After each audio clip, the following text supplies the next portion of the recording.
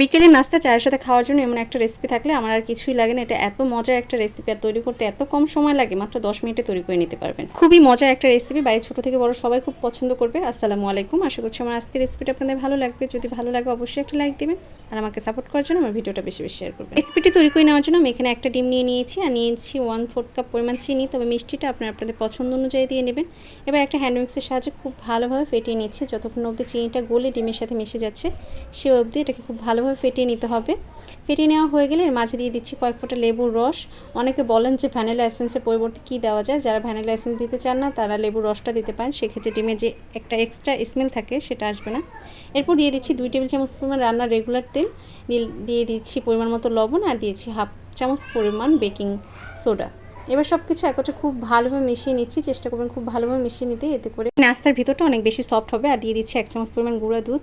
এবার হাতের সাহায্যে সব কিছু একত্রে মিশিয়ে নেব। আর আমি এখানে 1 কাপ পরিমাণ আটা একবারে দিইনি, অল্প অল্প করে দিচ্ছি। আমার যতটা প্রয়োজন পড়বে সেই অনুযায়ী দিয়ে নিচ্ছি। খুব বেশি টাইটও না, আবার একদম নরম না, এরকম একটা ডো তৈরি করে নেব। দেখেই বুঝতে পারছেন কিছুটা সফট একটা ডো তৈরি করে নিয়েছি। এবার হাতে তেল মাখিয়ে নিয়েছি। যে মিশ্রণটা তৈরি করে রেখেছিলাম সেখান থেকে কিছুটা পরিমাণ মিশ্রণ হাতে নিয়ে খুব সহজেই নাস্তাগুলো তৈরি করে নিচ্ছি। আর এটা তৈরি করে নেওয়া ভীষণ সহজ, আমার তো মনে হয় বাচ্চারাও এটা তৈরি করে নিতে পারবে। নাস্তাটা তৈরি করে নেওয়া যেমন সহজ, তেমনি তৈরি করে নিতে সময়ও খুব কম লাগে। মাত্র 10 মিনিট এটা তৈরি করে নিতে পারবেন। খুবই অল্প সময় এক চুলা চা বসিয়ে আর এক চুলা আপনি ঝটপট তৈরি করে নিতে পারবেন। বিকেলে চায়ের সাথে যদি এমন একটা রেসিপি থাকে তাহলে তো চাটা জমে যায়। কিংবা অতিথি আপ্যায়নে আপনারা এই রেসিপিটি ট্রাই করতে পারেন। এটা খুবই সহজ এবং খুবই মজার একটা রেসিপি। এটা তৈরি করে আপনি কয়েকদিনের মতো সংরক্ষণ করেও খেতে পারবেন। এই একই পদ্ধতিতে আমি সমস্ত নাস্তাগুলো তৈরি করে নিব। তৈরি করে নেওয়া হয়ে গেলে ভেজে নেওয়ার পালা। ভেজে নেওয়ার সময় তেলটা অনেক বেশি গরম করা যাবে না। তেলটা যখন একদম উষ্ণ গরম থাকবে সেই অবস্থায় এক এক করে নাস্তাগুলোর মাঝে ছেড়ে দিতে হবে। তা না হলে আবার এটা ফুলে ওঠার সময় পাবে না, কালারটা চলে আসবে, সেক্ষেত্রে খেতে দেখতে কোনোটাই ভালো লাগবে না। দেখে বুঝতে পারছেন তেলটা এই পর্যায়ে একদম হালকা গরম, সেই পর্যায়ে আমি এক এক করে নাস্তাগুলোর মাঝে দিয়ে দিচ্ছি। আর এই পর্যায়ে চুলা আঁচটাও মিডিয়াম লোতে আছে, চুলা আঁচটাও বাইরে নেওয়া যাবে না, সেক্ষেত্রে খুব দ্রুত একটা কালার চলে আসবে।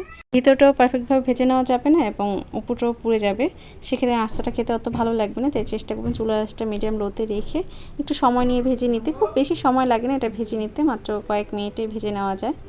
একটা পাশ যখন এরকম ভেজে নেওয়া হয়ে গেছে সেই পর্যায়ে অপর পাশটা উল্টে নিচ্ছি একটা কাঁটা চামচের সাহায্যে। আলতো হাতে আমি উল্টে পাল্টে ভেজে নিচ্ছি। যখন দুইটা পাশে ঠিক এরকম একটা কালার চলে আসবে সেই পর্যায়ে তেল ছড়িয়ে তুলে নেব। আর দেখি বুঝতে পারছেন মাশাআল্লাহ কতটা ফুলে উঠেছে এবং কালারটা কতটা সুন্দর এসেছে। এই একই পদ্ধতিতে আমি সমস্ত নাস্তাগুলো ভেজে নেব। আশা করছি আমার আজকের রেসিপিটি আপনাদের ভালো লেগেছে। যদি ভালো লাগে অবশ্যই বাসায় ট্রাই করবেন। আর যারা এখনও আমার পেজটি ফলো করেনি প্লিজ ফলো করবেন, এবং যারা আমার ইউটিউব চ্যানেল থেকে দেখছেন তারা চ্যানেলটি সাবস্ক্রাইব করবেন। সবাই ভালো থাকবেন, আমার এবং আমার পরিবারের জন্য দোয়া করবেন। আল্লাহ হাফিজ।